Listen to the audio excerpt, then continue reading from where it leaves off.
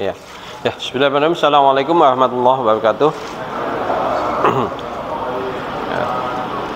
Alhamdulillahilladzi arsala rasulahu bil huda wa dinil haq lidini kulli wa kafa billahi syahida asyhadu an la ilaha illallah wahdahu la syarikalah wa asyhadu anna muhammadan abduhu wa rasuluhu la nabiyya ba'd. Rabbi shrah li sadri wa yassir li amri wahlul 'uqdatam min lisani yafqahu qawli wa zidna ilman warzuqna fahman wa amalan mutaqabbalan. Amin ya Allah rabbal alamin. Alhamdulillah kita bisa lanjut lagi bahasan kita fikih muamalah. Kita masih ada di bab hibah. Kemarin kita sudah bahas mengenai syarat umum apa saja yang berkaitan dengan hibah. Ya, kita juga sudah membahas bahwa sesuatu yang di luar syarat-syarat hibah bukan berarti otomatis dia menjadi haram. Hanya dia masuk ke jenis muamalah lain, kan gitu ya. Sehingga aturan yang berlaku bisa jadi berbeda. Itu. Nah, karena kita fokusnya pada hibah, sekarang kita masuk ke yang lebih detail mengenai rukunnya hibah.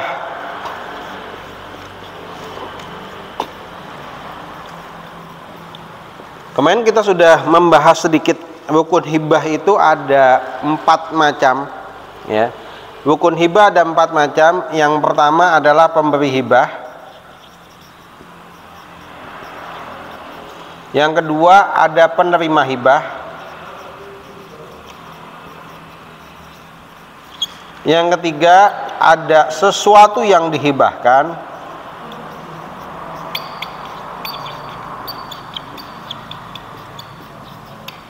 Yang keempat adalah sigat atau akad atau ijab kabul, gitu ya. Jadi ada 4 hal yang menjadi rukunnya hibah. Ada yang ngasih, ada yang nerima, ada sesuatu yang dikasih. Kan kita sebut sesuatu karena bisa jadi dia bentuknya barang, bisa jadi bentuknya uang. Dan tetap dia harus ada sigot, ada akad, ada serah terima. Ya, secara resmi ada serah terima, saya kasih, itu sudah cukup, gitu ya. Itu sudah cukup, gitu. Kemarin kita sudah bahas bahwa yang namanya hibah ini adalah perpindahan kepemilikan. Jadi yang namanya hibah bukan minjem, bukan kemudian juga ada syarat-syarat tertentu, bukan juga sewa, bukan tukeran. Karena hibah ini satu arah, ya. Hibah ini satu arah. Ada perpindahan kepemilikan dari satu orang kepada orang yang lain. Maka di sini kita batasi pembahasan kita untuk hibah tadi. Ya. Hibah secara rukun itu ada 4 macam. Ada pemberinya, penerimanya, sesuatu yang dihibahkan, dan akadnya. Dan setiap poin dari rukun hibah ini sendiri punya syarat-syarat tersendiri juga. Kemarin kan kita bahas syarat secara umum, gitu ya. Sekarang kita bahas syarat secara detail dari masing-masing rukun yang ada, gitu ya. Yang pertama kita bicara orang yang memberi dan menerima hibah itu memiliki syarat dan ketentuan sendiri. Jadi ini kita anggap ini jadi satu, syarat ketentuannya sama, orang yang memberi dan menerima hibah. Ya, apa syaratnya? Adalah orang yang memang diperbolehkan mengelola harta. Nah, jadi pemberi dan penerima hibah adalah orang yang memang hukum asalnya diperbolehkan untuk mengelola harta. Siapa saja orang yang diperbolehkan untuk mengelola harta? Yaitu syaratnya dia balik, kedua berakal, yang ketiga merdeka, yang keempat adalah boleh mengelola harta.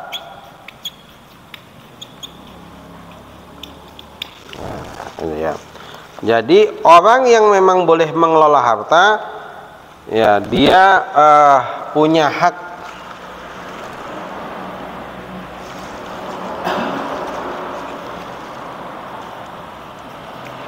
mengelola harta. Ya. Kenapa ini menjadi penting? Orang yang diperbolehkan mengelola harta secara umum itu memiliki syarat-syarat. Jadi ada dia orang yang balik. Jadi hibah itu nggak sah kalau salah satunya anak-anak. Ya, karena hibah ini sudah perpindahan kepemilikan, sehingga butuh akal yang lebih sempurna dari sekedar tamyiz, gitu ya. Butuh akal yang lebih sempurna daripada sekedar tamyiz. Yang kedua, bukan hanya balik, tapi dia juga harus berakal. Maka orang yang gila, orang yang mungkin pikirannya nggak waras, orang yang sedang mabok, orang yang nggak sadarkan diri, yang pikun, pelupa, ya, ini kita masukkan, bisa masukkan kedua ini, yang dia termasuk orang yang dilarang. Repot kan orang menghibahkan tapi orangnya pelupa, pikun, bahaya, gitu ya, bahaya. Itu. Maka orang yang boleh dia melakukan hibah, baik dia sebagai pemberi maupun penerima, adalah orang yang berakal, akalnya sempurna, bukan orang yang akalnya setengah, gitu ya. Seperti misalnya orang yang sedang mabuk, gitu ya, tak sah. Nah, yang ketiga adalah merdeka. Ya, kalau bahasan ini biasa jarang kita bahas ya, karena dalam kondisi sekarang nggak ada faktanya. Memang merdeka artinya dia bukan budak, bukan hamba sahaya.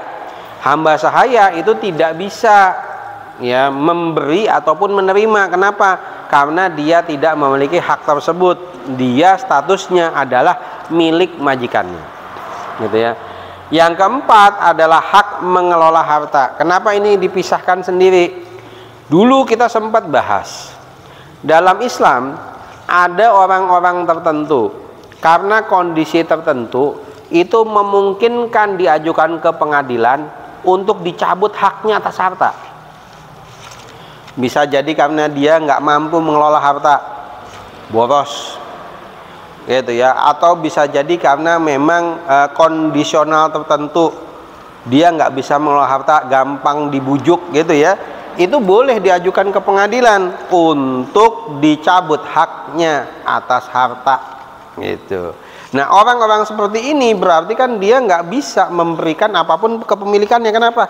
Meskipun itu milik dia, tapi dia nggak punya hak. Dia tidak memiliki hak, tidak memiliki kewenangan untuk memberikan harta yang dia miliki.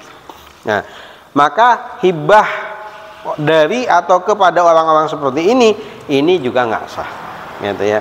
Maka hibah baik pemberi maupun penerima harus memiliki syarat ini. Ya, ini kita ceritanya hibah, gitu ya. Ya, mungkin dalam bahasan lain nanti bahasannya syarat dan rukunnya beda. Tapi ketika kita cerita hibah, dianggap bahwa hibah ini secara aturan lebih rumit dibanding jual beli. Kenapa? Karena kalau hibah ini satu pihak mendapatkan sesuatu, satu pihak nggak dapat apa-apa. Beda dengan jual beli ya. Kalau jual beli kan kedua belah pihak saling mendapatkan sesuatu, gitu ya. Ada pertukaran. Maka dalam jual beli para ulama meringankan syaratnya, yang tamyiz pun boleh, tapi urusan hibah enggak, gitu ya.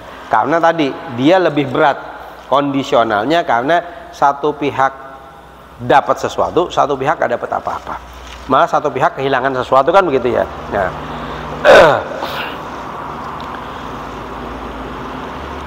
jadi pemberi dan penerima hibah ini harus memiliki syarat tadi. Sekarang kita masuk ke syarat yang nomor 4 dulu, gitu. Karena yang nomor 3 ini jauh lebih panjang syaratnya, gitu ya. Masalah sigot, ya, masalah akad itu memiliki 3 syarat yang harus terpenuhi. Ya, yang pertama adalah bersambungnya ijab dan kabul. Yang kedua, tanpa ada melibatkan syarat. Yang ketiga, tanpa ada batas waktu. Oke ya. Jadi dalam hibah sendiri, hibah itu kan sifatnya pemberian tanpa ada imbal balik apapun. Ya, pemberian tanpa ada imbal balik apapun, tanpa sebab tertentu, itu kita sebut hibah. Ya. Maka hibah dalam prakteknya, ketika terjadi hibah serah terima, di situ harus ada akad. Siapa yang memberikan kepada siapa yang memberikan. Kemarin kita sudah bahas bahwa hibah itu dianggap sah ketika barang atau bendanya sudah beralih, gitu ya. Jadi kalau cuma baru sekedar omongan, belum clear, belum selesai. Tapi sampai si pemberi memberikan barangnya ke tangan penerima, atau penerima ngambil barangnya dari tangan pemberi, gitu ya. Yang ini tentu juga ada akad. Yang akadnya harus bersambung. Kita sudah biasa membahas namanya akad, harus satu majelis, kan gitu ya. Yang disebut satu majelis bukan dalam arti satu tempat, harus nggak boleh ada jeda sama sekali langsung nggak seperti itu. Tapi adalah mafhumnya seseorang bahwa akad ini ketika seseorang mengucapkan ijab dan satu pihak mengucapkan kabul, tidak diselingi hal-hal yang akan merusak, ya, yang akan merusak persepsi mengenai ijab kabul tadi. Ya, yang satu mengucapkan ijab, kemudian satu bentar dulu saya ke kamar mandi, rusak kan begitu ya. Tapi kalau yang satu cuma dehem-dehem, yang satu cuma tarik napas, nggak ada masalah, gitu ya. Atau mungkin cuma sejenak berhenti, nggak ada masalah. Itu kita sebut tetap dalam satu majelis, dia posisinya bersambung, gitu ya. Jadi yang namanya akad atau ijab kabul sigot dalam hibah itu dia tetap harus bersambung, gitu ya. Yang kedua, dalam sigotnya, dalam akadnya, dalam ijab kabulnya, ketika seseorang menghibahkan sesuatu, tidak boleh ada syarat apapun. Ya. Hibah itu pemberian putus, ya, pemberian putus tanpa ada syarat, tanpa ada pengembalian, gitu ya, tanpa ada imbalan. Ini hibah, gitu ya. Maka dalam hibah nggak boleh ada syarat. Misalnya syaratnya, saya mau kasih kamu, saya menghibahkan kepada kamu sepeda, tapi syaratnya kamu harus berprestasi sekolah. Itu bukan hibah masuknya bahasan kita yang lain, yaitu yang namanya hadiah, kan gitu ya. Baik, kita sudah bahas. Jadi ketika tidak memenuhi syarat ini bukan berarti haram, tapi masuknya ke bagian yang lain yang nanti aturannya mungkin berbeda, tapi juga bisa jadi sama, gitu. Kalau ada syarat tertentu, itu bisa jadi masuknya hibah, masuknya adalah hadiah. Atau kalau kita memberikan sesuatu karena memang orang tersebut membutuhkan, ya, itu yang kita sebut sebagai sedekah, gitu ya. Jadi hibah ini benar-benar ngasih, gitu ya, bahasanya gitu ya, tanpa ada imbalan sama sekali. Dia tidak termasuk hadiah, tidak termasuk sedekah, gitu. Maka yang namanya hibah tidak boleh ada syarat apapun, gitu. Nah, yang ketiga adalah juga nggak boleh ada batas waktu. Yang namanya hibah itu perpindahan kepemilikan, ya, perpindahan kepemilikan, bukan perpindahan manfaat. Jadi kepemilikannya beralih. Namanya hibah itu kepemilikannya beralih. Pemberi itu melepaskan kepemilikan untuk diberikan kepada si penerima. Maka tidak boleh ada batas waktu. Kalau ada batas waktu, namanya bukan hibah, namanya pinjaman. Boleh nggak? Boleh, gitu ya. Tapi tidak pakai hukum ini. Yang dipakai adalah hukum rukun dan syarat mengenai pinjaman, kan begitu. Kalau dia ada syarat, ada timbal baliknya yang dipakai rukun syarat mengenai jual beli, kan gitu ya. Jadi bukan berarti otomatis nggak boleh, tetap boleh, tapi masuknya ke bagian yang lain. Kalau ada batas waktu, dia masuk ke pinjaman, gitu ya, bukan masuk ke dalam hibah. Gitu. Jadi hibah adalah benar-benar perpindahan kepemilikan sempurna, yang dia memang harus sampai bendanya, barangnya, sesuatu itu ya pindah, baru itu hibah itu selesai, gitu ya, baru hibah itu selesai, gitu. Nah, ini adalah syarat dari masing-masing rukun ini, penjelasan dari masing-masing rukun ini. Nah, ketika kita bicara hibah, maka kemudian poin paling penting adalah mengenai sesuatunya, mengenai barangnya, gitu ya. Ini saya tulis di mana nih? Biar enak ya. Saya turunin bawah sini ya, biar tempatnya agak lega. Nah, jadi benda yang akan dihibahkan, sesuatu yang akan dihibahkan itu memiliki syarat yang cukup banyak. Ya. Yang pertama ya adalah bendanya ada ketika dihibahkan. Kok syaratnya aneh? Nggak aneh, gitu ya. Contohnya gini, ada orang mau menghibahkan sepeda, tapi sepedanya belum dibeli, nggak sah, gitu ya, nggak sah, gitu. Mau menghibahkan handphone, tapi handphonenya belum ada, nggak sah. Mau menghibahkan uang, uangnya kapan? Nanti bulan depan, nggak sah. Jadi yang namanya hibah, benda, barang yang mau dihibahkan sudah harus wujud, harus ada bendanya, fisiknya, gitu ya. Jadi hibah itu bukan sesuatu yang ditunda, bukan sesuatu yang pembayar juga. Saya nanti mau ngasih, nah udah salah sudah, gitu ya. Ya bahasanya sudah salah, gitu ya. Kalau nanti aja, tunggu dulu barangnya ada, baru dihibahkan. Jadi yang dihibahkan memang barangnya itu ada. Kenapa? Karena nanti salah satu syaratnya dari hibah kan harus ada perpindahan, ya, perpindahan barang tadi, gitu ya. Maka bendanya harus ada ketika dihibahkan. Yang kedua, bendanya harus bernilai. Apa yang disebut bernilai? Memang memiliki nilai yang dianggap nilai yang layak. Kok bisa begitu? Iya, karena gini, ada kalanya manusia mencoba ngakalin akad-akad seperti ini. Bendanya memang hukum asalnya itu bernilai, tapi karena saking sedikitnya kemudian jadi tidak bernilai. Contoh, saya menghibahkan 10 butir beras. Bernilai nggak itu? Hah? Nggak ada nilainya sama sekali, gitu ya. Nggak ada nilainya sama sekali, nggak bisa dipakai buat apa-apa, kan begitu ya. Nggak bisa dipakai buat apa-apa. Kalau saya nyumbang menghibahkan pasir 1 engkel, mungkin itu bernilai. Tapi kalau saya menghibahkan pasir 1 sendok, ya akhirnya nggak ada nilainya, kan gitu ya. Maka yang dihibahkan adalah sesuatu yang bernilai, gitu. Jadi memang ada syarat ini, ya. Para ulama memberikan syarat. Jadi benda yang dipindah tangankan, yang diberikan adalah benda yang memang memiliki nilai.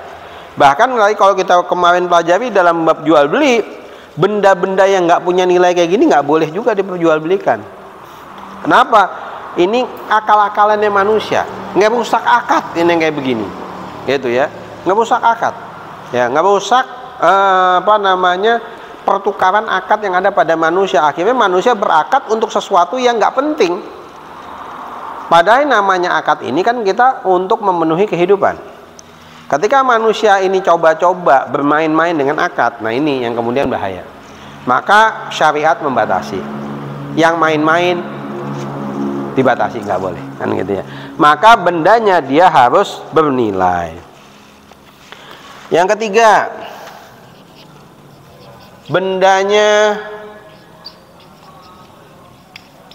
bisa dimiliki oleh individu.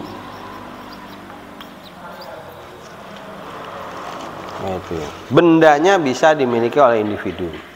Jadi para ulama juga sudah bahas benda-benda yang tidak memungkinkan dimiliki individu, seperti hak milik umum. Kita sudah bahas masalah tambang, masalah padang gembalaan, kan gitu ya. Itu nggak bisa diklaim, gitu ya. Nggak boleh diklaim. Sumber mata air yang besar, gitu ya, itu nggak boleh diklaim. Jadi benda yang bisa dihibahkan hanya benda yang memang secara hukum itu boleh dimiliki oleh individu. Itu boleh dimiliki oleh individu. Ada benda-benda yang sebenarnya boleh dimiliki tapi nggak memungkinkan. Ya, contohnya apa? Misalnya ada orang yang jual udara. Ya, jual udara mana nih? Ya, gitu ya. Jual awan, ya gitu ya. Misalnya seperti itu, gitu ya. Ya kalau bisa diambil boleh-boleh aja, tapi kan itu nggak bisa dimiliki, gitu ya. Nggak bisa dimiliki, gitu. Kalau jual udara boleh, yang penting dikasih masukin dulu ke tabungan boleh, gitu ya. Ya, masukin dulu ke ban kan boleh. Jual udara, jual angin, gitu. Boleh, gitu, nggak ada masalah.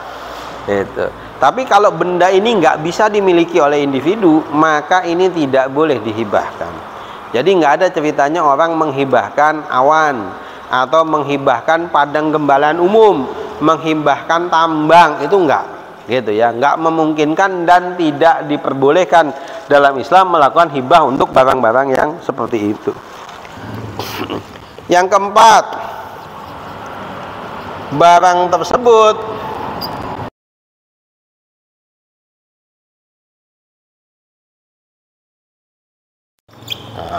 ini jelas ya.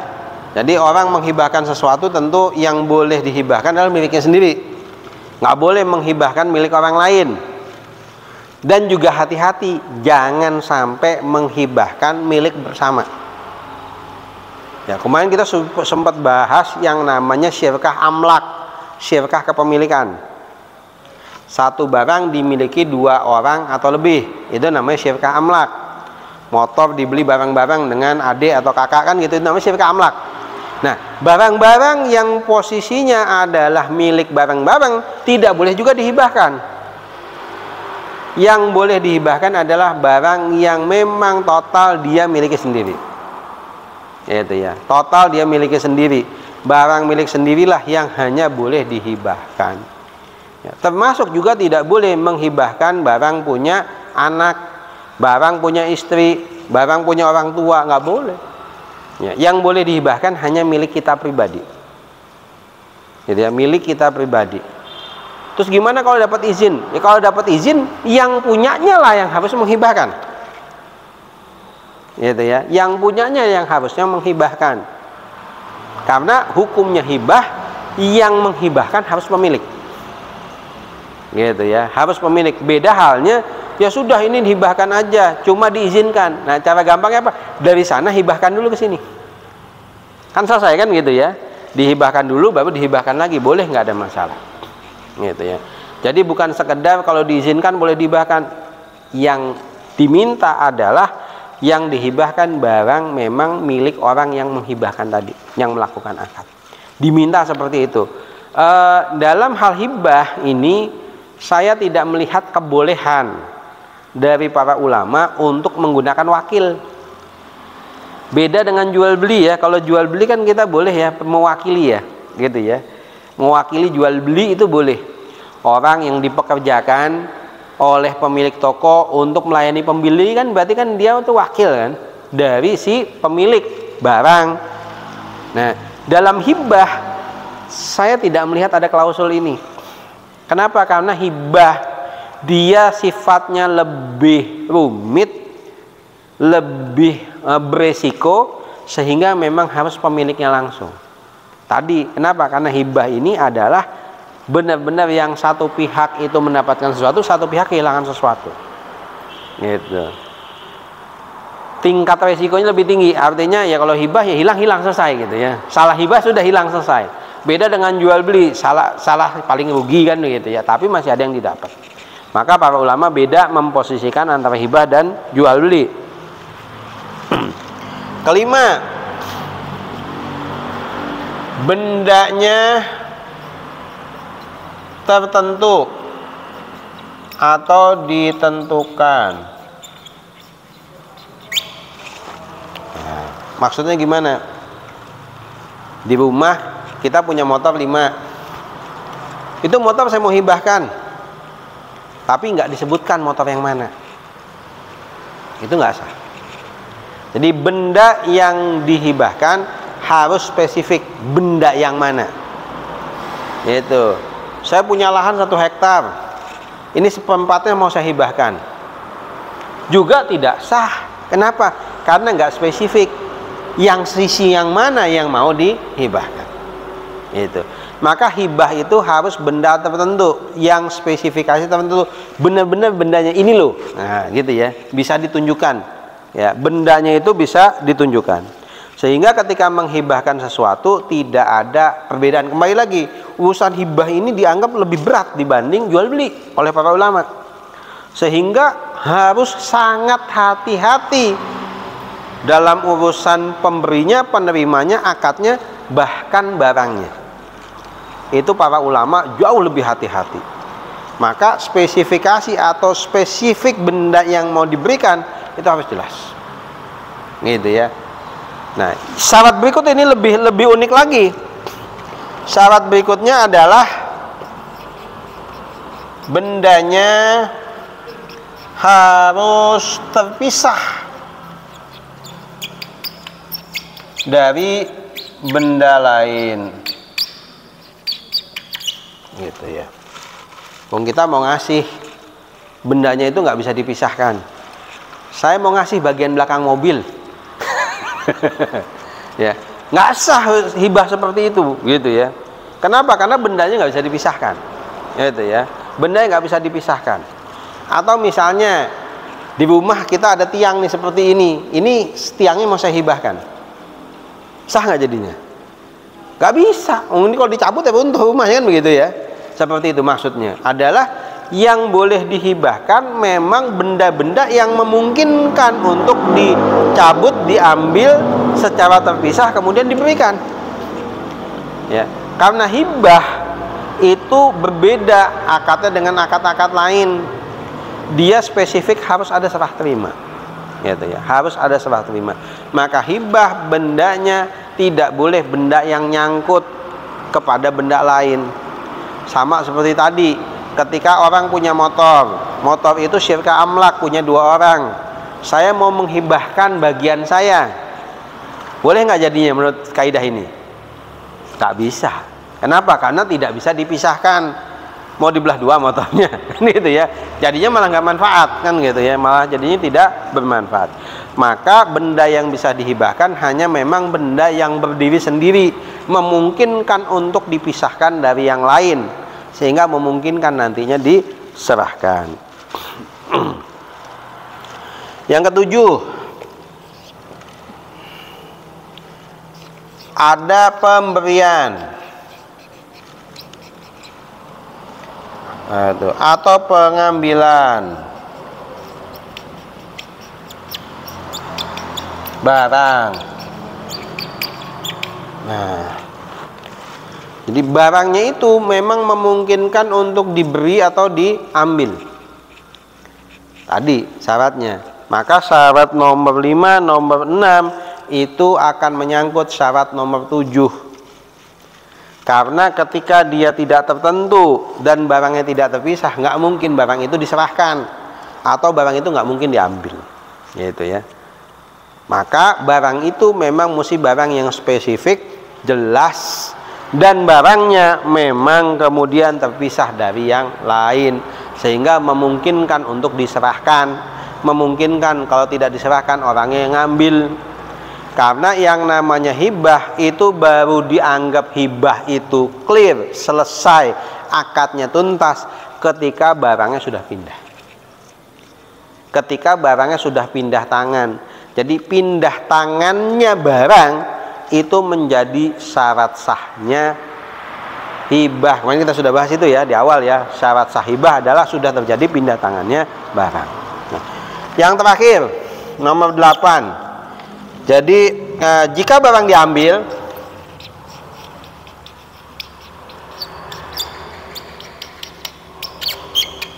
harus izin dari pemberi.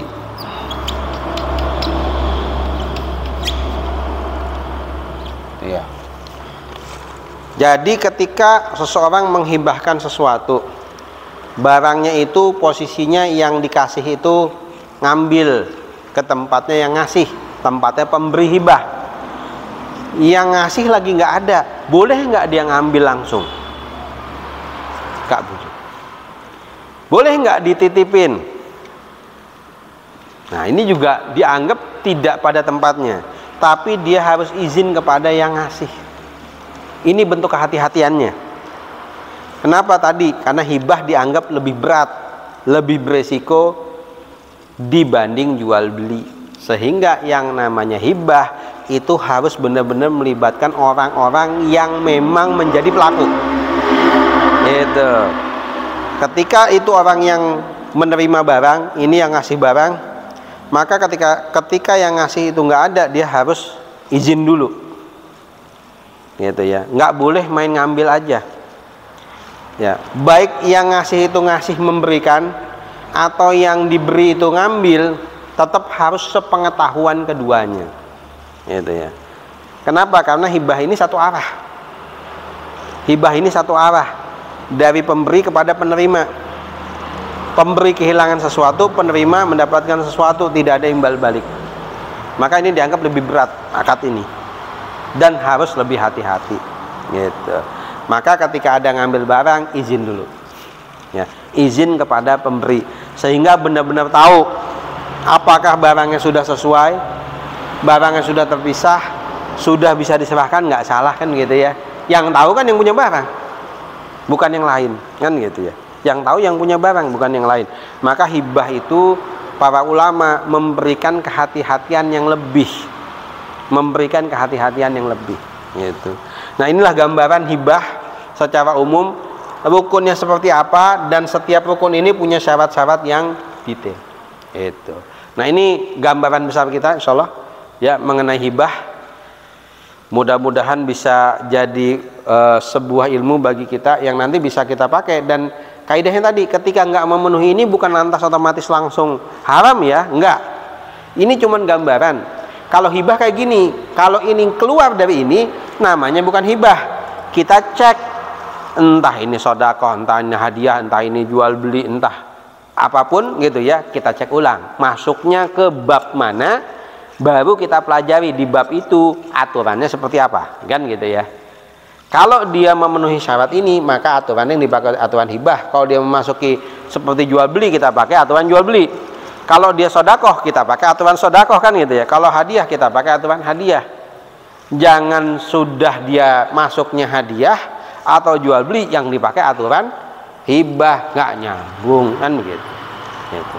Ya, itu kesimpulan besar kita. Insyaallah kita sampai sini cukup materinya. Kita buka sesi tanya.